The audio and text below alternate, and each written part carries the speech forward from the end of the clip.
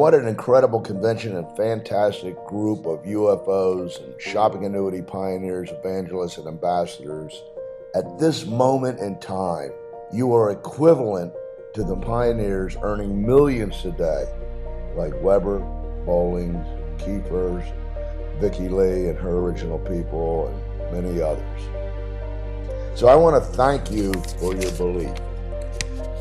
So let me take you back for a moment in time, Saturday night at the convention, at the end of the close in a full Coliseum. I spoke to the principle of the Golden Circle and the need to put your why first. Apply the golden rule to market America, the Golden Circle, and then it becomes your DNA. When it becomes your DNA, it's your code. It's just the way you are anyway. You can't help yourself. I don't care what you do something you're passionate about. And I also passionately explained what the shopping annuity is and how it works, as well as explaining why it is possible and destined to cause a paradigm shift and the answer to economic freedom and stability by converting spending into earning. It's economic alchemy.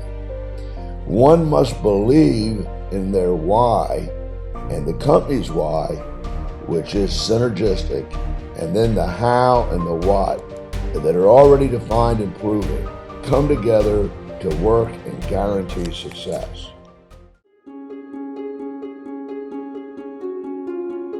Now, I close the session with the nature and power of belief and what it really means through the classic story of a tightrope walk across Niagara Falls with a wheelbarrow full of bricks. And after proving it, that it could be done, asking the press if they believed he could do it again. On answering yes, he then pressed the issue and said, "Do you really believe?" And when they hesitantly answered yes again, he turned the wheelbarrow upside down, dumping out the bricks, and said, "Well, then get in the wheelbarrow. We're going across again." When I think of this reenactment of this true story of the first walk across Niagara Falls, it just brings a new perspective and meaning to the word belief and the meaning of belief. And for those that do not know the story, people came expecting him to fall and to be swallowed up in the tumultuous rampage of the falls below to certain death.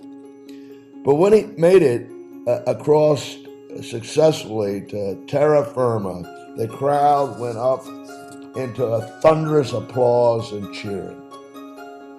And when approached by the press corps, he asked them if they believed that he could do it again, and that he made it so doable and possible with ease. They said, "Well, yes." But then he pressed the issue, "Do you really believe it?" The point is that there's a big difference between saying you believe and demonstrating your belief in your actions, which is the real test to see if you believe. I use this metaphorically, and if you really believe, you will get into the unfranchised shopping annuity wheelbarrow with your personal why. What is the answer for you? Are you in the wheelbarrow with your why? Only your actions will determine that. So I, the CEO of a billion-dollar company, actually did this in front of 23,000 UFOs on stage to demonstrate it. Now, for those of you that were there in person or watched it on meeton.com or the video link, let me quickly explain the significance. To some extent, it is one of those you had to be there scenarios. The story in itself is compelling and makes the point.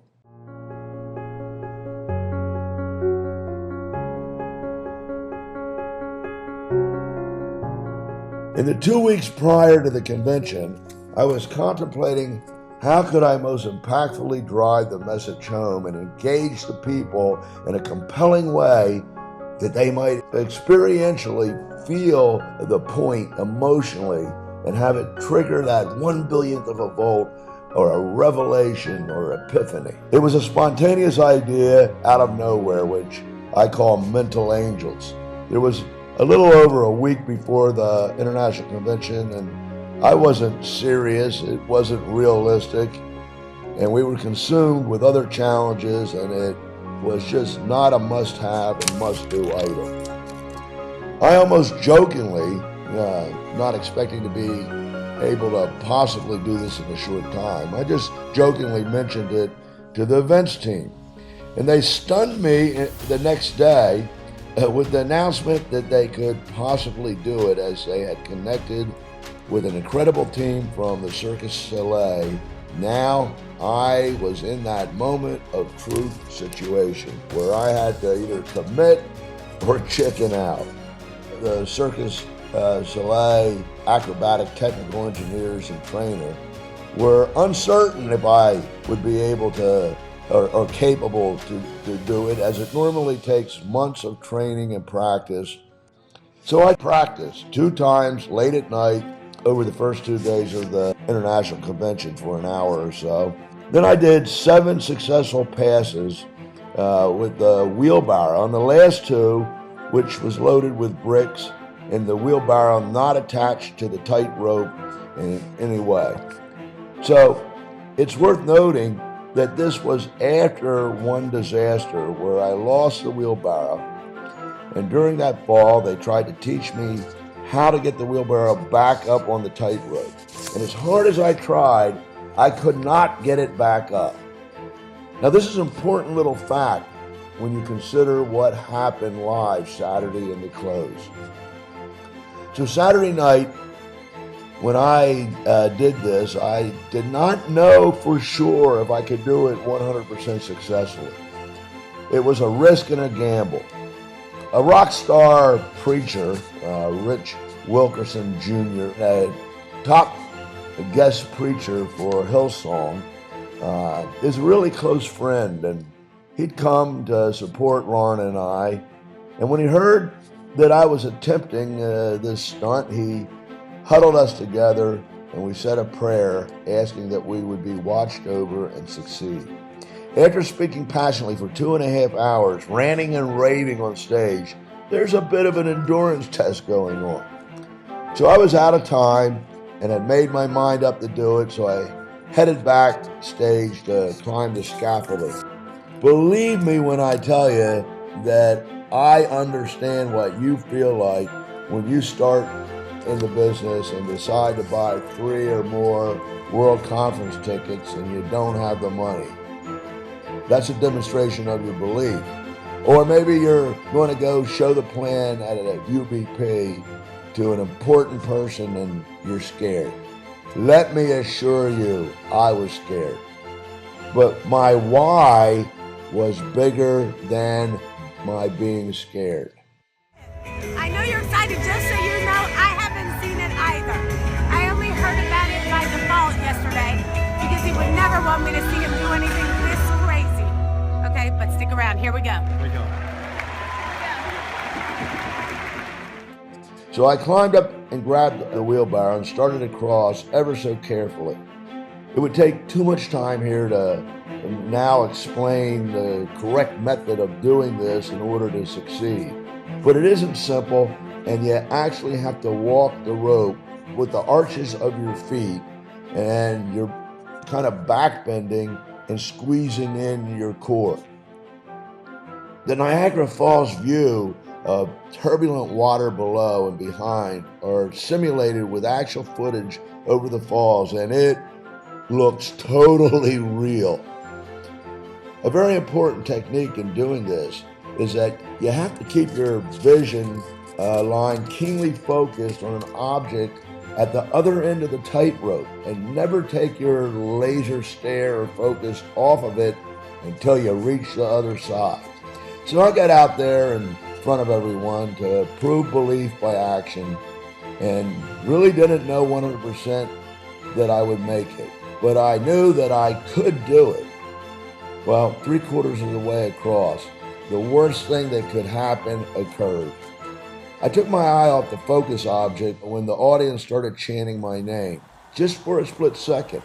And that caused a wobble, and the wheelbarrow popped off the tightrope, and some bricks fell out, and it looked like a disaster. That was the worst thing that could possibly happen. Well, the pain of the thought of failure was so great that I had to get the wheelbarrow back up, and I said, God, help me. Now, I have to say that Pastor Rich's prayer was probably answered there, and I guess his divine providence to prove that the shopping annuity was destined for success and that belief prevailed. Now, I could have easily given up, and it would have been a disappointment and a failure. But I would have been devastated and humiliated. But the pain of the thought of failure was so great that every last fiber and cell in my body came together in a clutch and an all-out effort to recover, and it was a magic moment, and it worked. I was so relieved when I reached the other side. Did I do it? Do you believe I can do it again? Then, of course, I completed the metaphor by asking you if you thought we could do it again. And if you were in the wheelbarrow with me, and of course you all screamed out yes. And then Elizabeth Weber symbolically got in the wheelbarrow, who actually did it in real life with the shopping annuity. And that was demonstrating belief in action.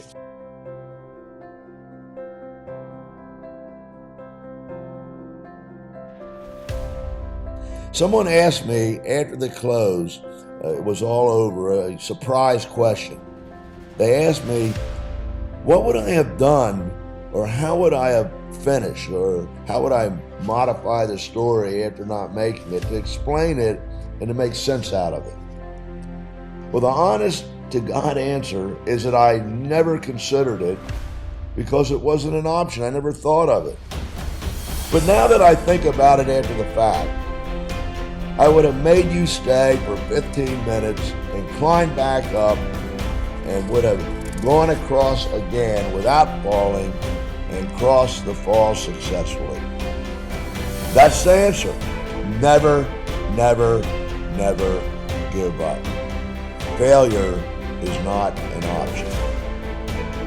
So that demonstrates belief in the shopping annuity, in unfranchised, and in the why, and the magic that it results in.